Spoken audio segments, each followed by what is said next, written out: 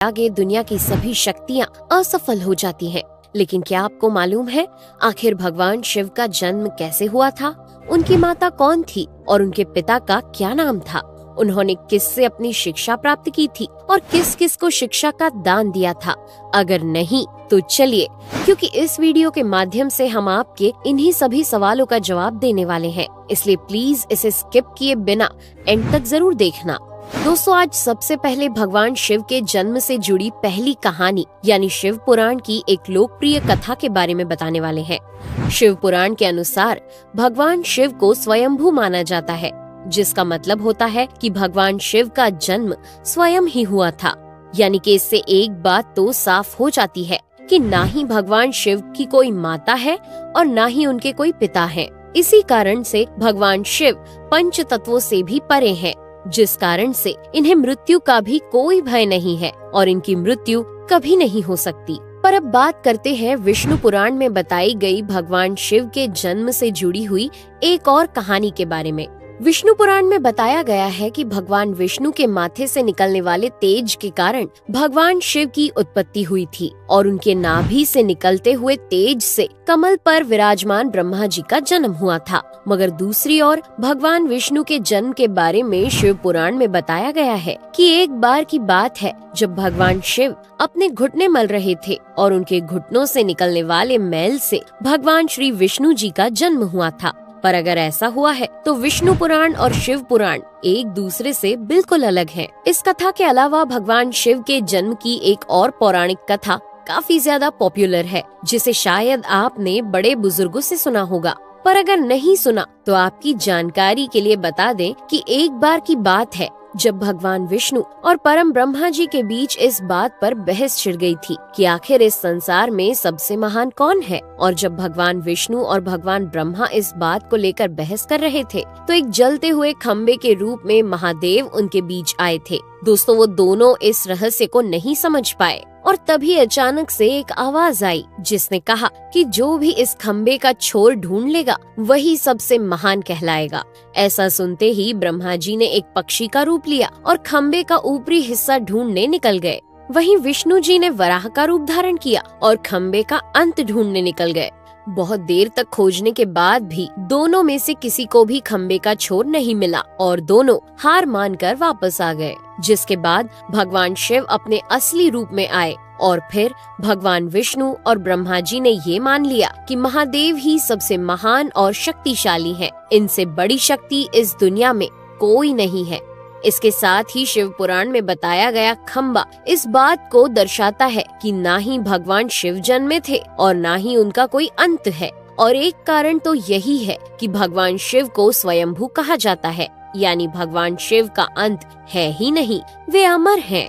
अब हम बात करते हैं भगवान शिव से जुड़े एक ऐसे विषय के बारे में जो सबसे ज्यादा प्रसिद्ध है कि क्या भगवान ब्रह्मा भगवान शिव के पिता हैं? जी हाँ, इनकी ये कहानी लोगों के बीच काफी प्रसिद्ध है। तो आपको बता दें कि आखिर किस प्रकार भगवान शिव ने ब्रह्मा पुत्र के रूप में जन्म लिया था। इसके पीछे विष्णु पुराण की एक पौराणिक कथा है, जिसके अनुसार जब धरती, आकाश, पाताल या कहें पूरा यूनिवर्स जलमग्न यानी पानी में डूबा हुआ था, तब भगवान विष्णु के अलावा कोई भी देव या प्राणी इस संसार में नहीं था। तब केवल विष्णु ही जल सतह पर अपने शेष नाग पर लेटे हुए नजर आ रहे थे। जिसके बाद उनकी नाभि से कमल की डंडी पर ब्रह्मा जी प्रकट हुए और जब भगवान ब्रह्मा और भगवान विष्णु इस यूनिवर्स से संबंधित बातें कर रहे थे तब भगवान शिव प्रकट हुए, जिसके बाद ब्रह्मा ने उन्हें पहचानने से इनकार कर दिया। इस कारण से भगवान शिव रूठ गए और उनके रूठ जाने के कारण भगवान विष्णु ने उन्हें दिव्य दृष्टि प्रदान कर ब्रह्मा जी को भगवान शिव की याद दिलाई। जिसके बाद भगवान ब्रह्मा को अपनी गलती का एहसास हुआ और शिव से क्षमा मांगते हुए उन्होंने उनसे अपने पुत्र रूप में पैदा होने का आशीर्वाद मांगा। जिस कारण से भगवान शिव ने भगवान ब्रह्मा की प्रार्थना को स्वीकार करते हुए उन्हें ये आशीर्वाद दे दिया। लेकिन इसके बाद जब भगवान ब्रह्मा ने इस सृष्टि की रचना शुरू की तो उन्हें एक बच्चे की जरूरत पड़ी और तब उन्हें भगवान शिव का आशीर्वाद ध्यान आया, जिसके लिए भगवान ब्रह्मा ने तपस्या की और बालक के रूप में भगवान शिव उनकी गोद में रोते हुए प्रकट हुए।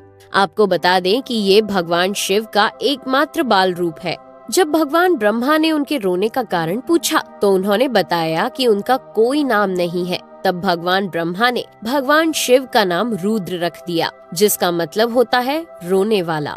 पर इसके बावजूद भी भगवान शिव चुप नहीं हुए, इसलिए ब्रह्मा ने उन्हें दूसरा नाम दिया। पर शिव को वो नाम भी पसंद नहीं आया और फिर भी वे चुप नहीं हुए।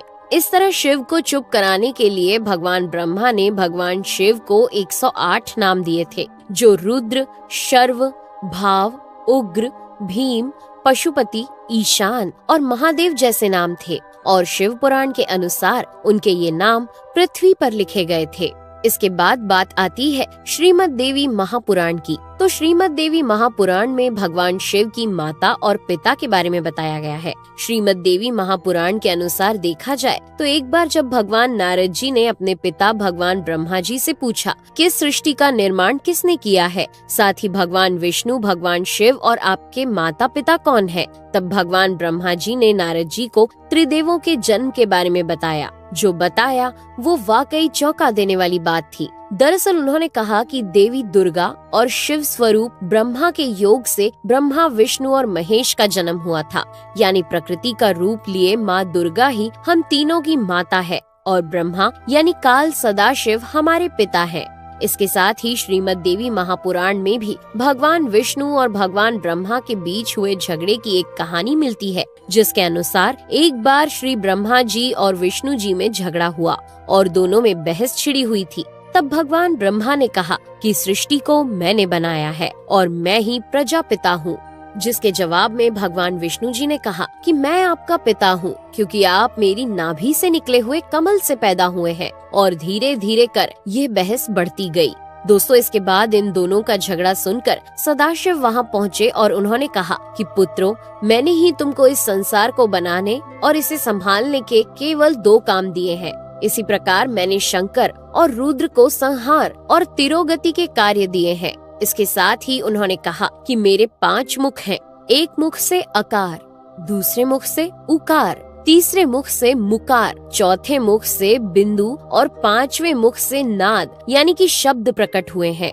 उन्हीं 5 को एक साथ मिलाकर देखा जाए तो एक अक्षर ओम बनता है, जिसे आज हम सभी भगवान शिव के मूल मंत्र के रूप से जानते हैं। इतना कहने के बाद भगवान ब्रह्मा और विष्णु दोनों ही समझ गए कि भगवान शिव से ज्यादा शक्तिशाली इस दुनिया में कुछ भी नहीं है और दोनों ने भगवान शिव को प्रणाम किया और चले गए। चलिए दोस्तों, अब जब आप भगवान शिव के बारे में इतना तो जान ही चुके हैं, तो क्या आपको पता है कि आखिर भगवान शिव ने किससे शिक्षा प्राप्त की थी और उनके गुरु कौन थे? हम जानते हैं शायद ही इसका जवाब आप में से किसी को पता होगा, पर जिन्हें नहीं पता उन्हें बता दें कि भगवान शिव स्वयं इस संसार के गुरु माने जाते हैं, जिन्होंने इस संसार में गुरु शिष्य की परंपरा की शुरुआत की थी। लेकिन अगर सवाल आता है कि आखिर भगवान शिव किसके गुरु थे, तो आपको जरूर जान लेना चाहिए कि हिंदू धर्म के ग्रंथ कहते हैं कि ब्रह्मा जी और शिव जी इस संसार के सबसे पहले गुरु हैं, जिन्होंने गुरु शिष्य के इस रिश्ते की शुरुआत की थी।